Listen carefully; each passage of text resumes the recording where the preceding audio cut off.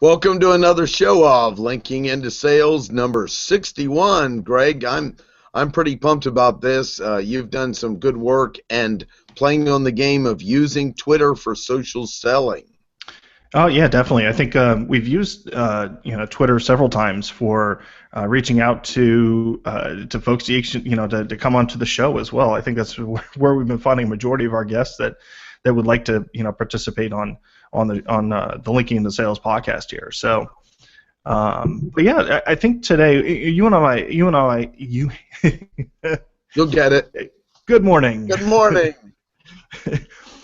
You and I have had some discussions about using Twitter for social selling, and I think that's today's like a good day I think to kind of bring that into the show. Let's bring that into the flow because we do talk a lot about using LinkedIn, and maybe a little bit about Google Plus, but Twitter's got some really good potential, and I know a lot of folks have been actually using it for selling, and they've been pretty successful with it too. Yeah, for research, for connecting, for keeping their edge in education as a sales professional, for now personal branding that Google's going to be picking it up. So we've got to be talking about that today. I'm still debating, do I want Google to buy it or not? I'm kind of leaning towards it. But those are just to name a few, and it's connected to your LinkedIn profile, so you can share your content on LinkedIn over to Twitter as well. So, number of them. Did I get some of the highlights? Yeah, I think so. The biggest thing, I mean, in recent news, which is I think what's kind of inspiring us to talk about this a little bit more is, like you had mentioned, that Google and Twitter have a new agreement. Actually, they're kind of reestablishing an old agreement where basically LinkedIn is now indexing just about all, or is beginning to index all the tweets that are out there from Twitter, and the term you hear out there is called, basically Google's connected to the fire hose, which means that Google now has a API connection into all the tweets that are happening on Twitter, and they don't have to follow you. Yeah. So this is kind of important, and there's been some good research that has been coming out about that. Stone Temple Consulting has been putting out some information about what they're seeing and who's getting indexed and the rate that things are getting indexed. But if you're not familiar with indexing on Google, this is more of a kind of a marketing thing. You want to appear in search results, obviously. So as a brand, whether you're professional or a company brand, you want your tweets or you want your content to be found in Google's search on the search engine results page, or a SERP. So what you should be thinking about is the content and stuff that you're putting out on Twitter should be professionally driven if you want to use Twitter in social selling. Yeah, absolutely. I think this is going to, Google gets the benefit of real-time information going on. My view is when the news breaks, I go to Twitter to see what's breaking, and then I watch the news catch up with Twitter most of the time. Mm-hmm. Yes, and actually the news they're getting a lot of their information from Twitter as well, and they're relying on it heavily as a source. But when you think about why sales professionals should be using Twitter, one of the reasons is going to be because you need to build your professional brand itself. Mm-hmm. And one of the ways that people can kind of get an idea of your professional brand is by what content that you share. And we've talked about using LinkedIn in this way as well, where the content that you're sharing in your activity stream is what you're reading that's related to the profession that you're selling to or the industry that you're selling to, that kind of stuff. So you want to also kind of reinforce that on Twitter. Twitter makes it a little bit easier also for folks to engage in that content and for you to have good reaction or have good discussion around the content that's being shared out there too.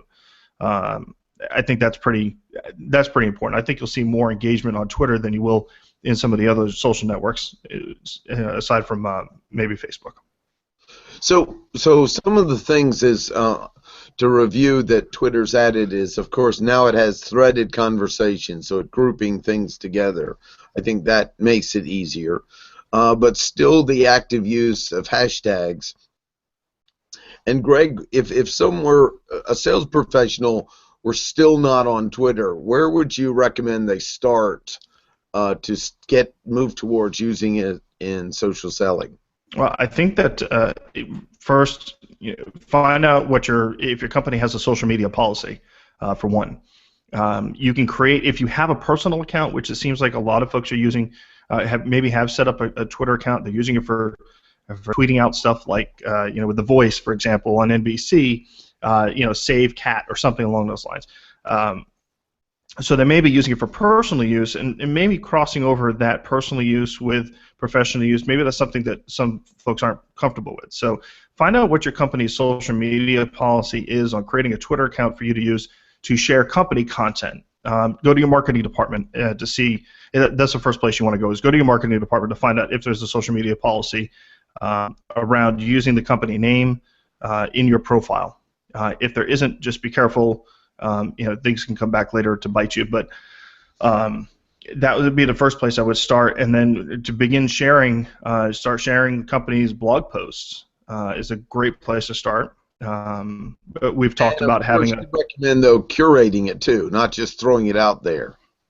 Exactly, curating. We have a strategy of a 70-20-10 strategy, which is 70% of the content that you're sharing out there is curated content. So you want to share things that are coming from the industry blogs that you're reading, any outlets, any information that's coming out from industry blogs or media sources or anything like that that's online.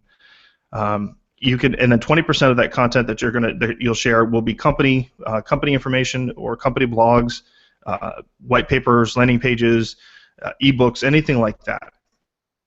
And then 10% of what you share is going to be just fun stuff that's maybe doesn't have to be related to the company or the industry you're selling to. It's just more of an opportunity for you to kind of test engagement and get some engagement.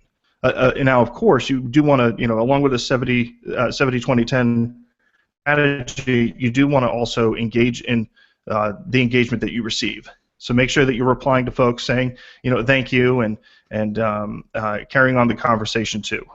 Try not, if somebody disagrees with you, encourage the disagreement, but don't try to tick them off, because we're on the internet, so people get a little crazy on the internet. Yeah, have a constructive criticism dialogue, not a fight online. Right. And that's where I'm just bringing it up to look up, just in case someone's not as familiar. Notifications is the first place I check, because that's where people publicly mention me, and I need to decide, do I want to engage or not, is an important piece to start with on engagement. That's correct. Notifications, obviously, you're familiar with them in LinkedIn. You have the little flags that come up, actually the 3 different areas that you can have notifications in. LinkedIn has 2 different areas where you can receive a notification. If you've received an @reply or someone's tweeted you or anything like that, they have one area, and then you have your direct messages, which you can receive a notification from there as well. So kind of separates. Let's throw something in the direct messages, because in social selling there could be now some team connection and sharing of information, or a private information to prospect customers, or several of them, with the ability to send several messages in direct messages. That's got to be a better way to say that. Go ahead. Well, direct messages. There's been some evolvement here from Twitter with direct messages. Before, you can only send a one-to-one direct message. So if somebody had followed you and you follow them, you have a reciprocating relationship. You have the opportunity to send direct messages or private messages that do not appear in the social stream, but they will. They're basically for the two of you to exchange dialogue. Now, Twitter has introduced the ability to do group messaging, and what group messaging allows you to do is include additional people in the conversation. So if maybe you're in a sales situation and for some reason you're carrying on the discussion in direct messaging, you can actually talk to each one of the buyers in a single discussion inside Twitter. That might make it a little bit easier when you need to get some short, quick responses back from folks. I can't imagine it's going to be widely adopted in that way, but that is one way you could be using it. Yeah, and of course my warning on is don't treat this like email to people. It would really get Yeah. old fast, wouldn't it? Yeah, I think so. I think, kind of think of the etiquette on this one as more like sending a text message. Keeping Yeah. it short, sweet, to the point. I mean, that's what Twitter was built upon, was being able to send short text messages to the internet, basically. Other fundamentals to me are important is a list and private list. Now I know, just in case someone doesn't know it, this still plays in social selling because you could have private list, I'm going to say stalking the competition in a way that you don't want to be following them on Twitter and learning some things in it. So you could have your own private list. What would you add in this arena for the list? Yeah, you're allowed to create a lot. I think it's like 1,000 private lists if you want to, and use these private lists as a way to track your whether prospects you're trying to reach out to, or your competition, just things you don't necessarily want to have on a public list. But that may be good for at least tracking and following up and using it as a social listening tool. So if somebody is tweeting out there that they're having an issue with something that you can solve, at least you have the ability to kind of bring them into the conversation, or potentially start a conversation with them about it, or point them in the direction that they need to go, and basically being helpful on social. Private lists, think also of them as using them like how you would use a saved search on LinkedIn, how you would create a lead list on LinkedIn, using the Sales Solutions product. If you're using Sales Solutions, that might be a good way just to kind of monitor your leads as well in social. Good old retweeting of good content that you think is valuable, making comments. To me, again, social selling is engagement. So, if you're just pushing out, you're in the old school of free place to distribute. I'm still going to lean towards that Twitter seems to be able to handle a little more of that volume, but still make sure you're playing in the space. Mm-hmm. Yeah, Twitter, as far as sharing content as well, maybe there's a list that you've created that might be interested in an ebook that the company that you're working for has created. That might be a good opportunity for you to kind of go back and find those folks that you want to share that new piece of content with too. So there's a lot of ways you can use lists to kind of narrow down your search. I think that there are definitely some creative ways, and we'd love to hear from folks to contribute to the conversation here about using Twitter lists. And if you're using Twitter lists, let us know basically how you're using it. One area I do want to kind of bring up is you have hashtags, and you kind of alluded to this a little bit before. Yep. We actually talked about it this week in the social media management course over at NC State that you're taking over there. And if you're not familiar with what hashtags are, basically they're a way to kind of narrow the conversation down to a particular topic. It's probably the best way to describe it. So if you see hashtag sales, or some of the other ones, or hashtag B2B, that might be a good way to kind of narrow down what content is out there that's related to sales or related to business to business sales. It could be discussions or anything like that. So that might be one way to create some visibility for your LinkedIn profile too, especially if you're sharing content that is related to a specific industry. So maybe you're selling in financial services, and there's a good hashtag on there on maybe personal money management. Maybe someone shortened the hashtag to PMM, and you want to take and share or tweet it out of something that might be important to household finances or something along those lines. You can take and find find a hashtag that's related to it, and basically share that piece of content into that hashtag. So when somebody does go out and does a search for the hashtag, if they find it, they'll actually see you and everyone else that's sharing content around that particular topic. This ties into, if somebody in our show has never been part of a sales discussion on Twitter, would you kind of describe it, because you've learned a lot from it and you've been on shows as guests for it. I think that's another place to dialogue with other people in the field. That's correct. I mean, so what you're referring to is called a Twitter chat. And actually, previous episode 60, we shared a Twitter chat basically that ended up being a hangout on air as well. But basically, it's a scheduled time which that people will take and join in on a discussion. Usually, there's a list of questions that are involved. It could be anywhere from 8 to 10 questions. But then basically, for about an hour, there's a discussion that goes on using that particular hashtag. In this case, it was SalesEU, which happens at 10 a.m. Eastern every Thursday. So it's a good opportunity to get in and have a conversation with other like-minded professionals. And also, along with having the discussion, there's some other things that can happen too. If, for example, if you're watching your clout score, your social influence score, you can actually see that rise by having interactions on a Twitter chat, especially if you do it on a regular basis. There's also more people find you. You can actually acquire followers very easily that way, especially since you have a likeness to other folks that are in the chat. Now, I also do want to say that this is a great opportunity as well for you to start your own Twitter chat. So especially for your company, get marketing involved, and if marketing doesn't want to be involved, then you just do it as a lead generation opportunity for your. That's a social selling activity, and it's probably something you can measure very successfully with a KPI and show your sales manager, hey, listen, we're generating the discussions.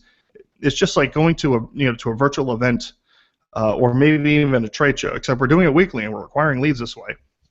We're using Twitter to acquire leads. This may be a good way to actually generate the discussion and identify people who are interested in the topic as well. But be careful not to use it belligerently. I think that it's a great opportunity to take and engage with like-minded prospects and to build visibility around for your brand and for your company's brand. Excellent, Greg. Other things are, of course, advanced search in Twitter, where you go into categories to find out who's there, following key companies that you're interested in sales, and much more. I think we've at least done a good job in touching the topic today to get more things going, and really want to encourage people to ask more questions around it and share how you're using Twitter in selling in the sales process as well. Greg, let's take a minute and mention our breakfast coming up, because we're going to do a little more hands-on if anyone happens to be in the Raleigh area. Yep. To join us for it. So March 10th, we're holding our second monthly social selling breakfast over at the City Club in downtown Raleigh. It's on the 28th floor of the Wells Fargo building, Wachovia building. It's just, well, it's 150 Fayetteville Street. Below, so we'll find out. Yeah, we know something's down on the bottom. Right. There's a big sign on the top of the building. It's at 150 Fayetteville Street. Parking's on the street. Starts at 7:15 in the morning. Goes on until 8:45. So hopefully just before the parking meters, before you run out of time on the parking meters. Of course, I think there's a parking garage nearby as well.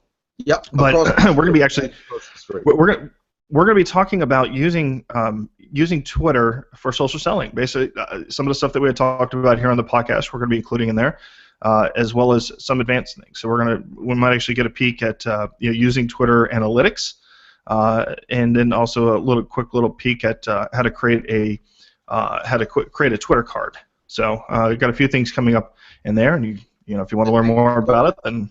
Video, we got a few more things we'll throw in there too. Yeah, definitely. We'll definitely be talking about using Twitter video to drive engagement and also replies. So check it out. Join us if you're in the area. If you're not in the area, maybe we'll find a way to come to your area and have such an event. It's a great opportunity, quite affordable with breakfast included, and a terrific business setting for networking. So. Yeah, the first one we had a great crowd of people, very engaged, wanted to learn more. It got some reaffirmation that what we're offering is dead on. It's very good to see professionals come out and they're interested in using social media in an ethical way in order to create business and create awareness around their business. We're definitely excited about offering this And I think for anyone who's in B2B sales, should definitely consider attending at least once to try it out and see what's going on. And then we have future classes that we'll be posting if you're in the area for social selling in state and other areas. So watch for it. This was a great start for people to get their feet wet on using Twitter and the sales capability. Bring the questions in, bring the ideas. We're always getting your feedback to run the show. And this is Martin Brossman. And Greg Heier, and you can find those events at linkingintosales.com/events. And thank you very much for watching and listening to Linking Into Sales, your social selling podcast. Terrific.